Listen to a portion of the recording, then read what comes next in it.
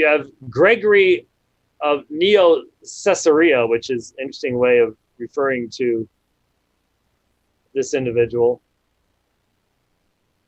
Let me just read to you from a article here. This is Phronema, Volume 31, 2016.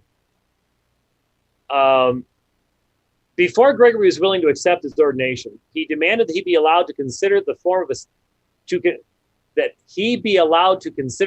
a statement of faith to be adopted by the apostolic Christians in Neo-Caesarea. One can see that he had in mind developing a statement he could use to unite all Christians in his region. Phydemus agreed.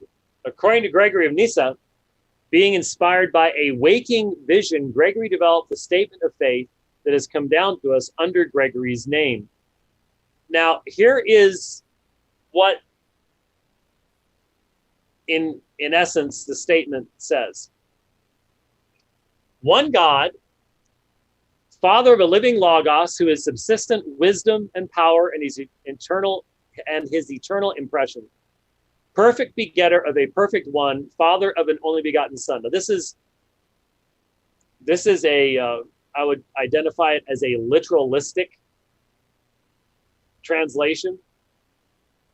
So it is, I think, appropriate to point out it begins Hais Theos, one God,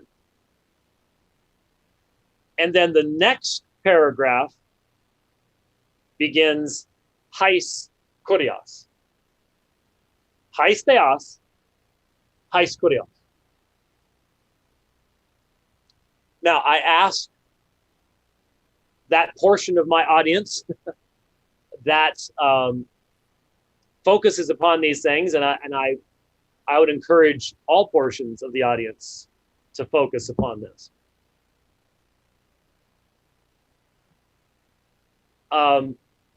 Tony Costa wrote an excellent book about, how long ago was that, Tony? 3 or 4 years ago? That went through creedal statements in the text of Scripture. And texts in the New Testament that may represent an early creedal statement are extremely important. They're normally in a poetic form, and hence they may not have been a creed. They may have been a hymn. They may have been, part of the liturgy of the church, things like that, but they're extremely important. One of the most important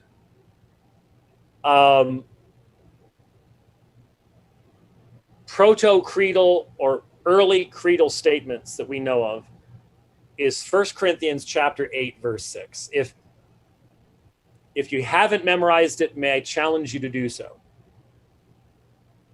And not just because this is a text, 1 Corinthians 8, 4 through 6, that you have to deal with Mormons about, because Joseph Smith was confused, very confused, about the background of this text and what it was saying and things like that.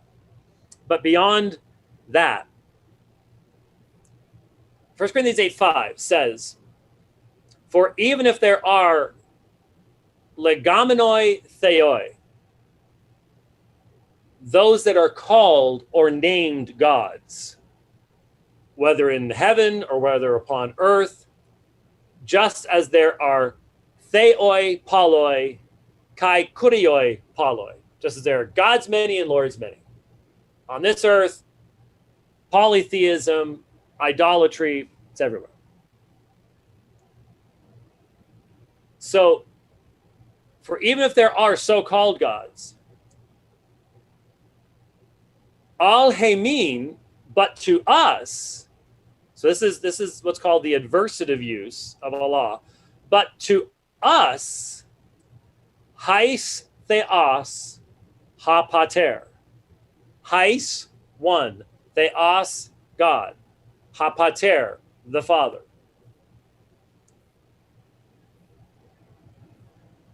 From whom are all things, and we for him, we unto him.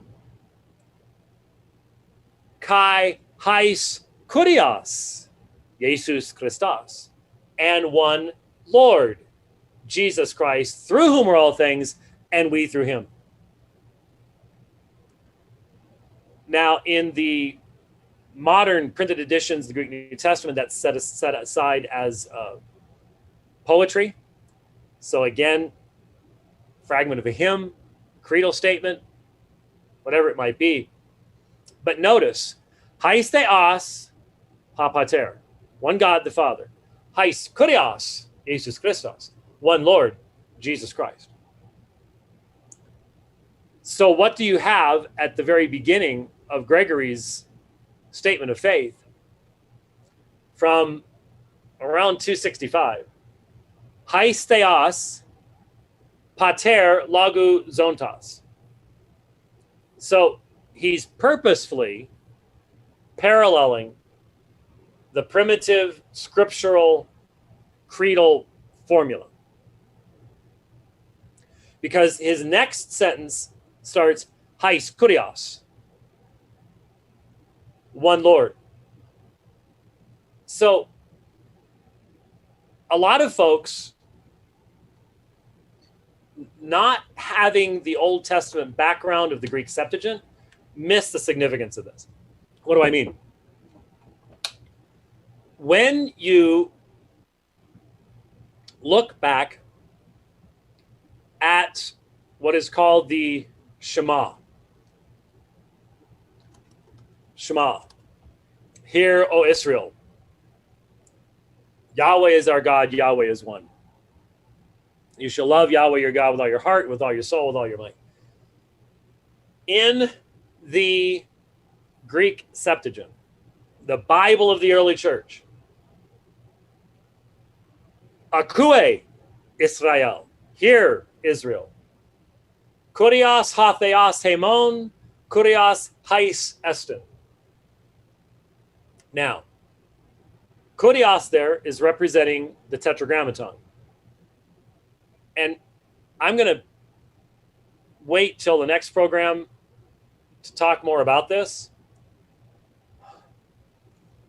But there is a movement that's now starting to make inroads into the Reformed community. And ironically, it seems to be coming through the received text TR people,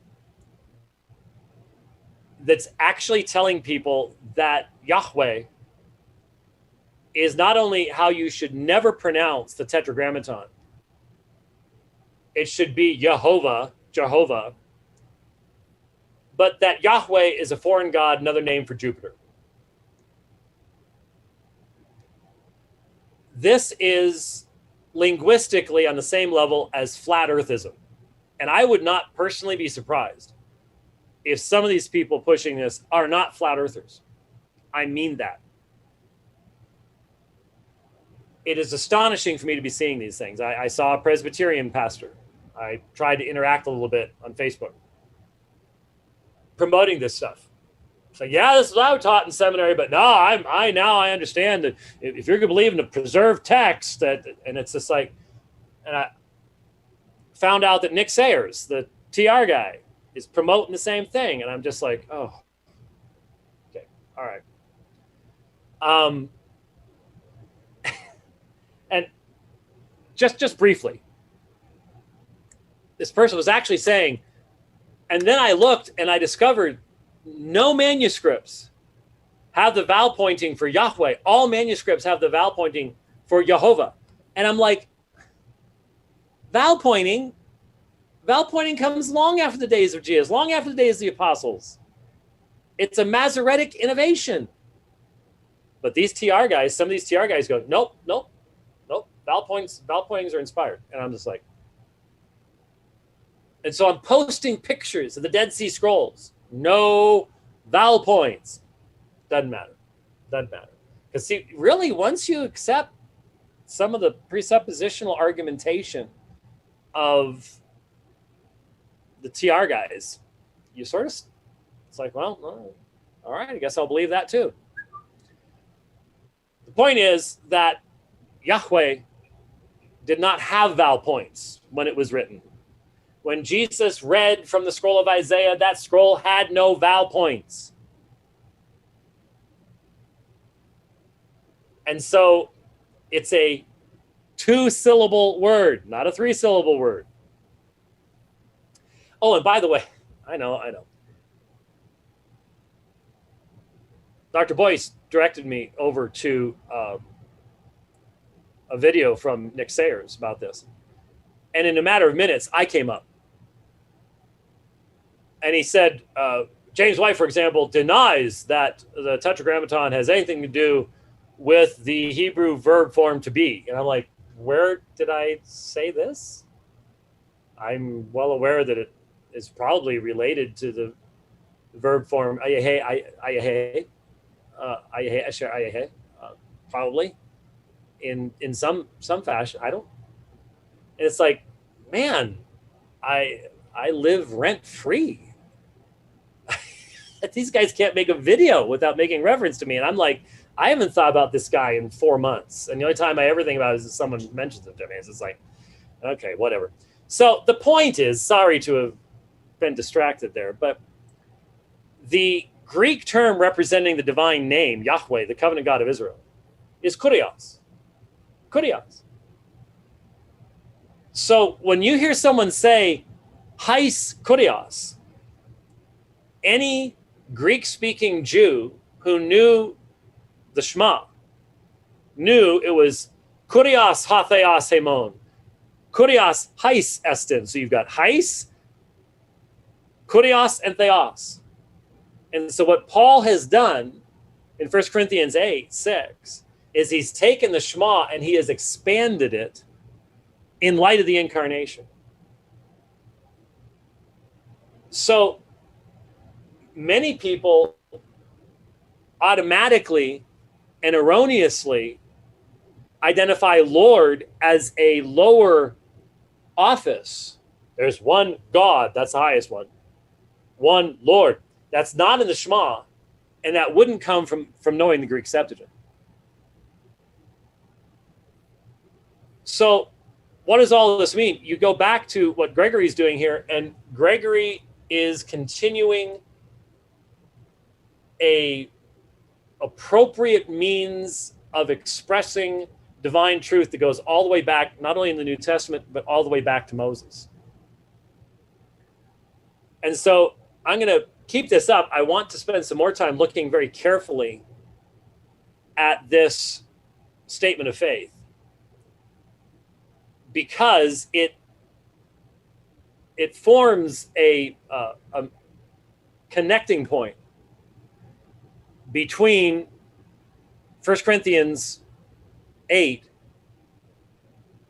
and the Nicene symbol, because it's very clear that Nicaea is following the very same pattern that you have in this statement of faith. And so doing some church history stuff, but also bringing out some important things for us to recognize in regards to why we believe what we believe. There are many, many years behind, many generations behind the language that we have adopted, that we use. And that doesn't make it infallible, but it often means there's wisdom there that we need to be very well aware of before we flippantly and easily dismiss it too. So there's a balance that always has to be had there.